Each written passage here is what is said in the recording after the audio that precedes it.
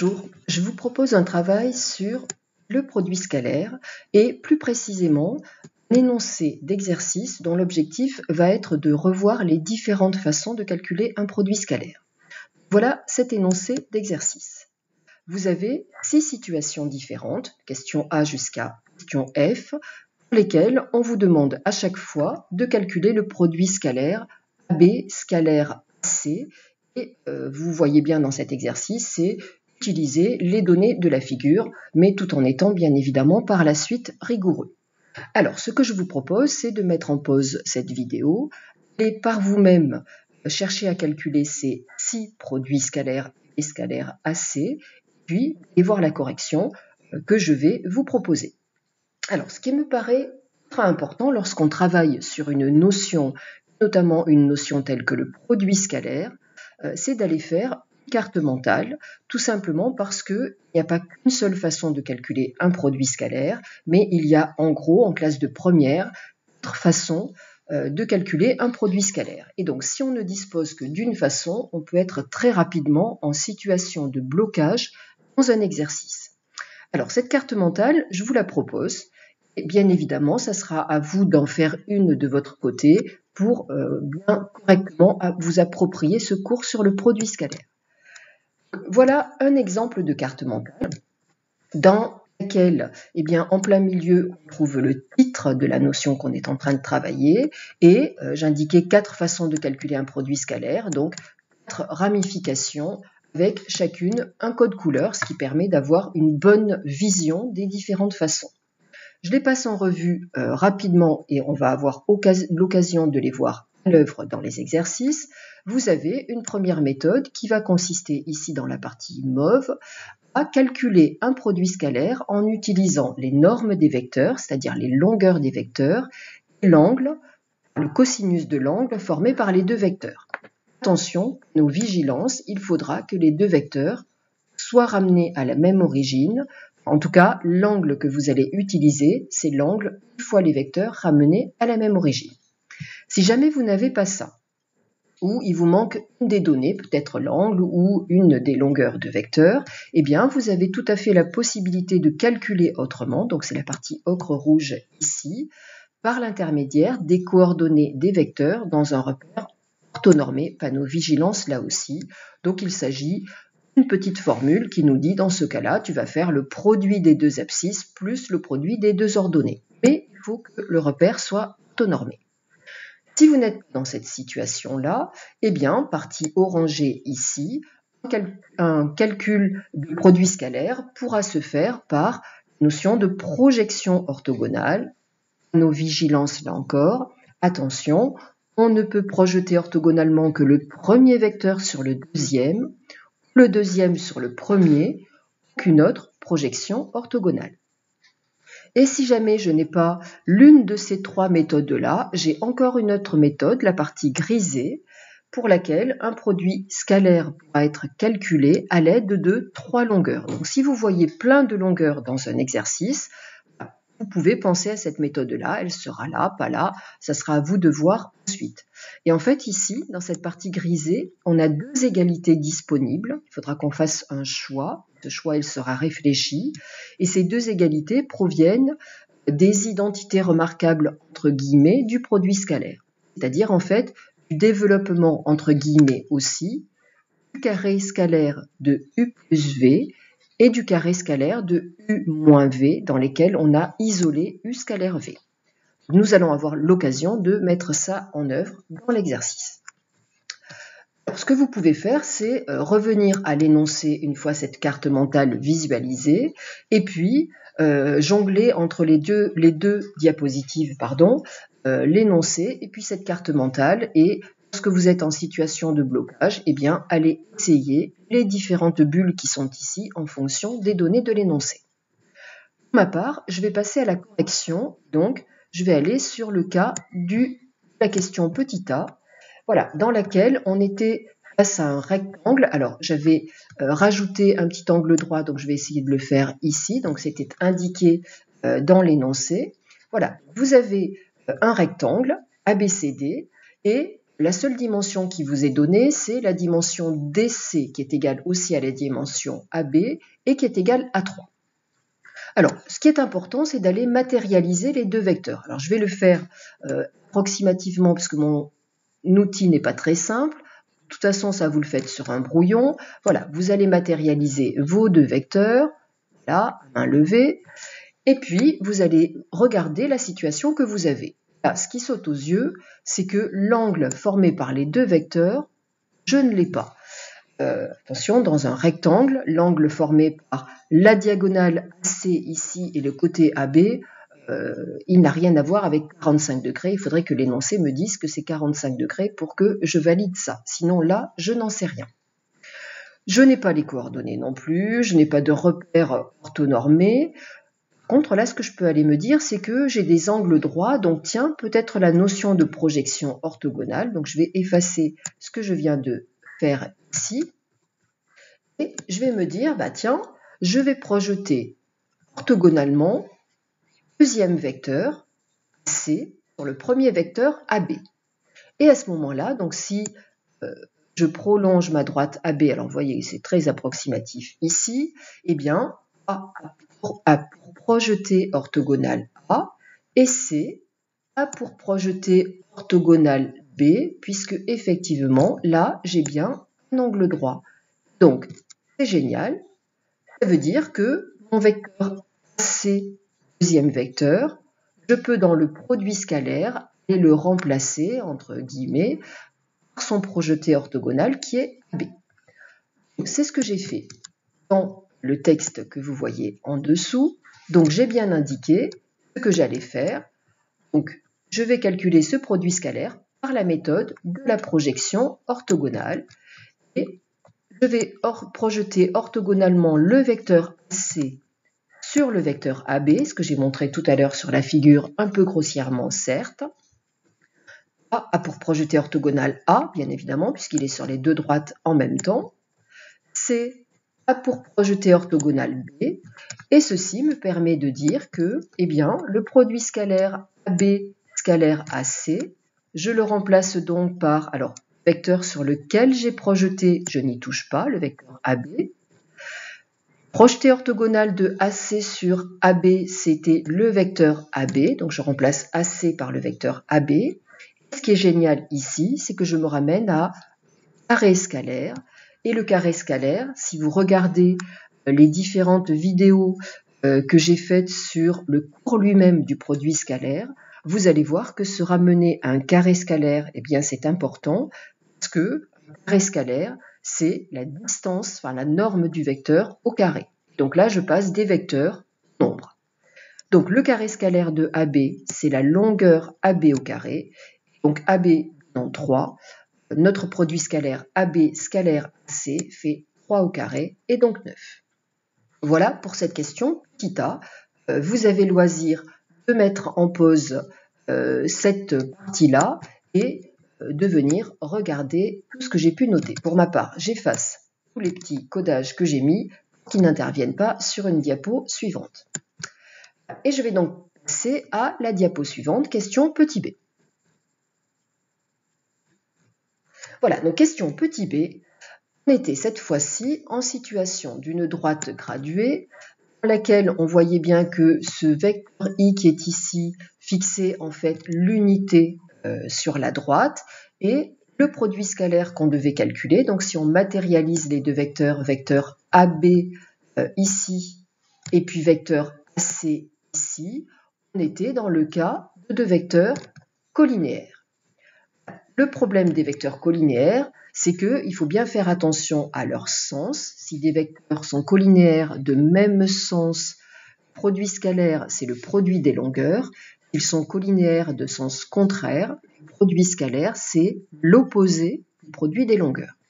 Alors là, plutôt que de dire d'après la figure, je vois que, eh bien, il y avait quand même un vecteur qui était mis en évidence. Et donc, ce que je vous propose, eh bien, c'est d'aller utiliser ce vecteur i et de nous ramener, ce que je disais tout à l'heure, du carré scalaire.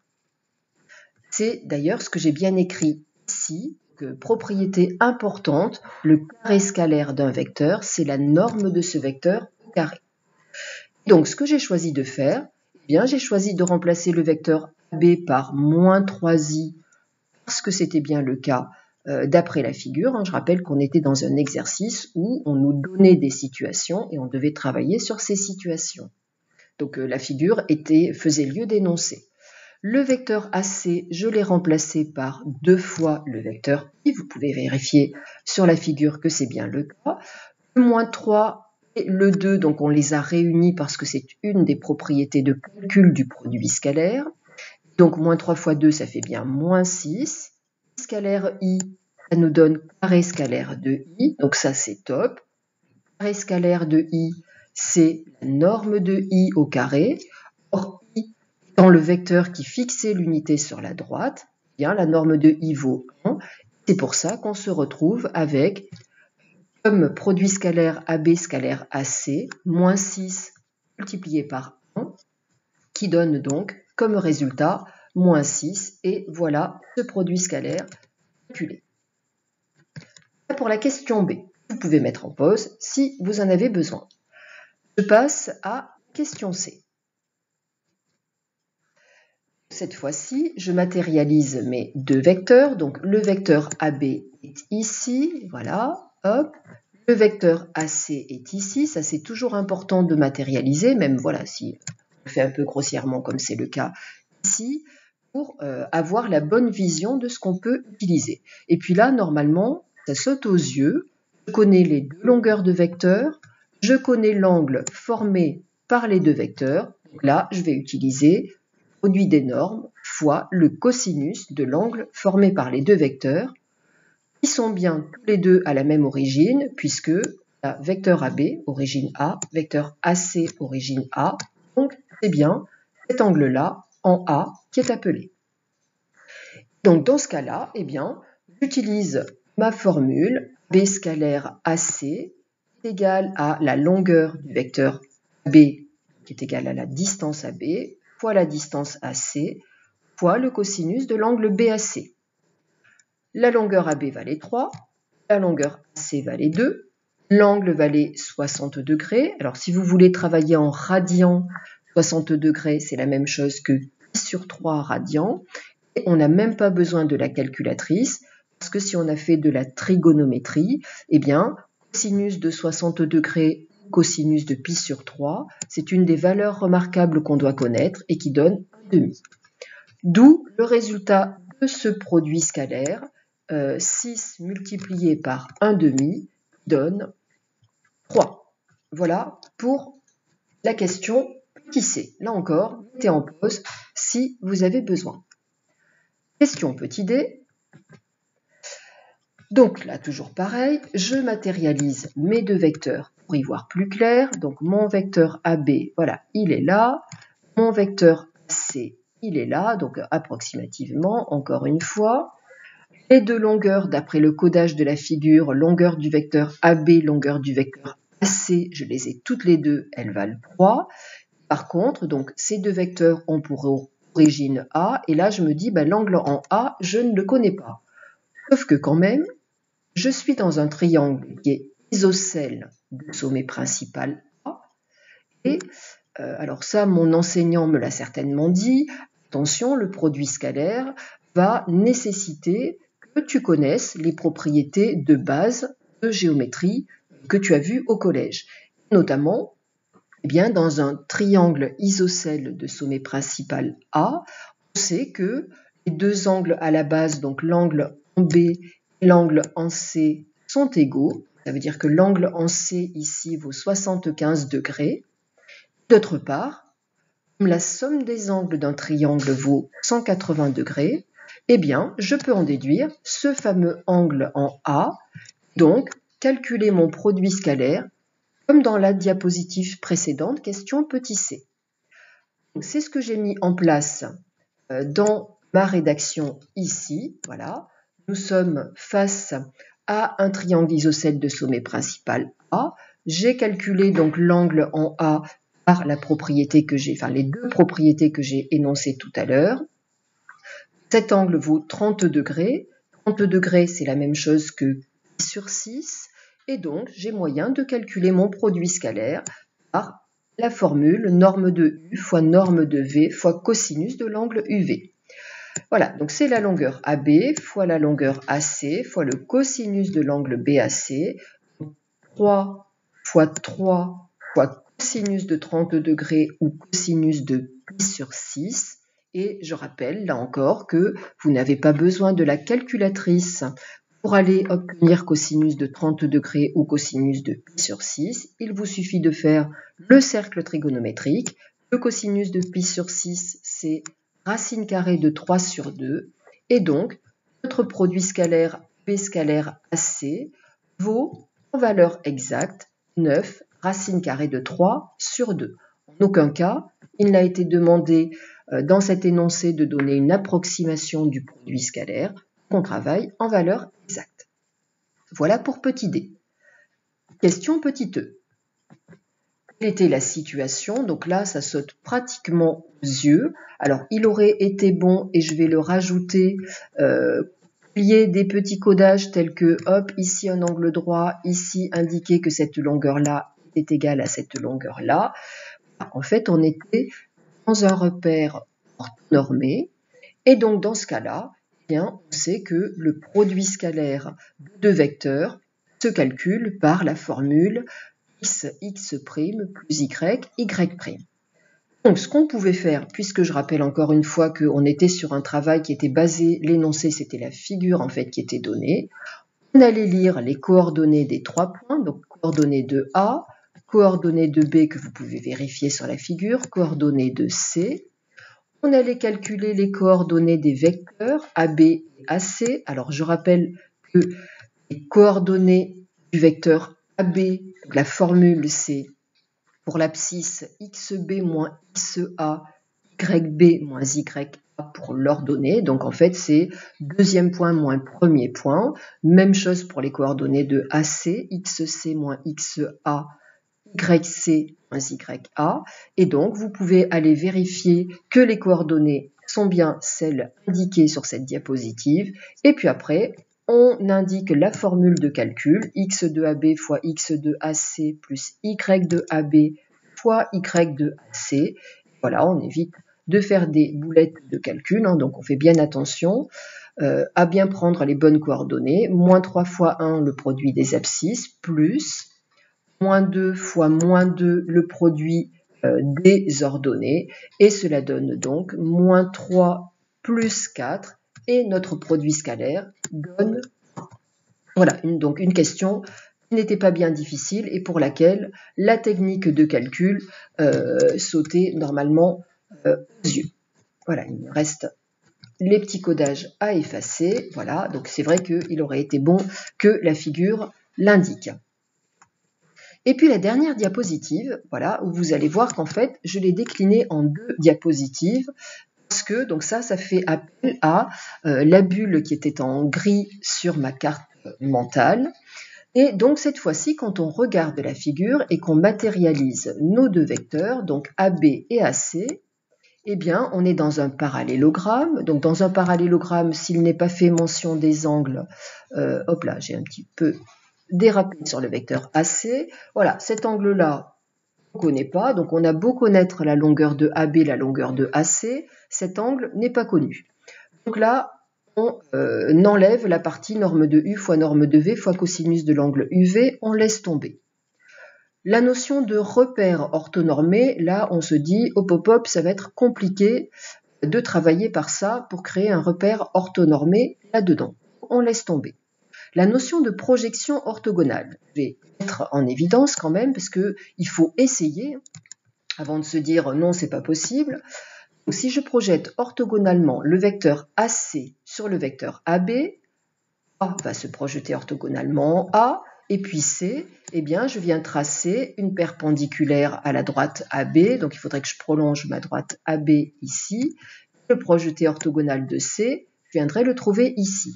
Voilà, je me confronte à un point pour lequel je ne suis absolument pas capable de dire quelle est sa position sur la droite AB.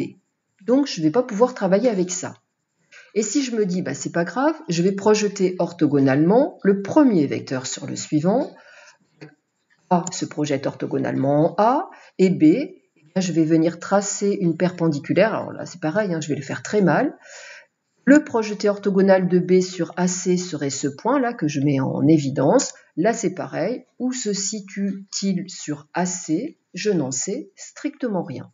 Donc, je laisse tomber la notion de projection orthogonale. Et puis là, je me rends compte que j'ai épuisé les 3 façons précédentes de calculer un produit scalaire. Dans cet exercice, j'avais pas mal de longueurs qui m'étaient données. Donc, tiens, je vais penser à travailler sur, justement, ce calcul d'un produit scalaire via les 2 identités remarquables qui m'ont permis, et vous le voyez ici, d'isoler U scalaire V. Donc, en fait, qu'est-ce qu'on a fait? Si jamais ces relations, parce qu'elles ne sont pas très simples à retenir, vous ne vous en rappelez pas très bien, eh bien, retrouvez-les. Qu'est-ce que vous faites? Vous calculez le carré scalaire de U plus V. Je rappelle que le carré scalaire de U plus V, la même chose que la norme de U plus V au carré. Vous, quand vous le faites, travaillez sur les parenthèses et puis ensuite vous en revenez aux normes. Mais ça, vous allez le voir dans une vidéo où j'ai clairement expliqué d'où proviennent ces relations, parce que là, sinon, ça serait trop long de le réexpliquer. Donc, j'ai dû intituler cette vidéo « Produit scalaire 5 » et d'ailleurs la mettre en place par le biais d'un exercice un peu comme celui-ci où on était en échec dès qu'on utilisait les 3 autres façons de calculer un produit scalaire. Donc vraiment, je vous invite à aller regarder cette vidéo pour clarifier ces 2 égalités. Dans ces 2 égalités, voilà, justement, on en a 2, et donc, comment on va faire le choix de l'une ou de l'autre? Ici, nos 2 vecteurs U et V sont B pour U et puis AC pour V. En fait, ce qui va nous permettre de faire le choix entre est-ce que j'utilise cette première formule-là ou est-ce que j'utilise cette deuxième formule-là, ça va être tout simplement est-ce que je suis capable, avec mes 2 vecteurs U et V, de réduire U moins V ou de réduire U plus V. Et comment je réduis des sommes vectorielles? Une soustraction, c'est une somme d'un opposé. Eh bien, grâce à la relation de Schall, qui est la seule relation, en fait, me permettant de travailler sur l'outil vectoriel pur en termes d'addition. Donc ça, c'est ce que j'ai mis dans la diapo suivante que je vais montrer. La voici. Et donc, je réexplique ici dans mon petit texte.